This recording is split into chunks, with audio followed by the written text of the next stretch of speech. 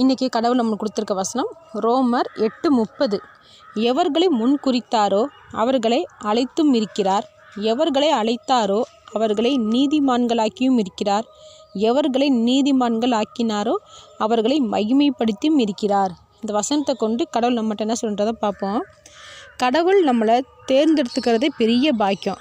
ஆனால் நாம் என்ன நினைக்கிறோம்னா, ஏன் ஆண்டவரை என்னை தேர்ந்தெடுத்தீங்க, எவ்வளவு எதிர்ப்பு போராட்டம் கஷ்டத்தை நான் தாங்கிறது, என்னால் முடியலன்னு நம்ம புலம்புறோம்.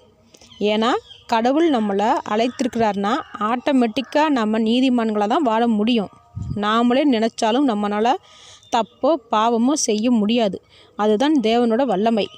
அப்படி இருக்கும்போது நிறைய எதிரிகளை மேற்கொள்ள நமக்கு கஷ்டமாக தான் இருக்கும்.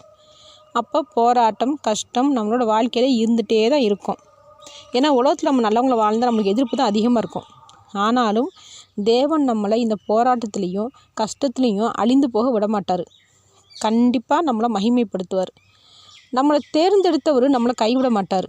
அவர் நம்மளோட வாழ்க்கையில் இருக்கிற போராட்டங்களுக்கு எதிர்ப்புகளுக்கு கஷ்டங்களுக்கு அவமானங்களுக்கு முன்னாடி கண்டிப்பாக தேவன் மகிமைப்படும்படியாக நம்மளை மகிமைப்படுத்துவார். ஆமேன்.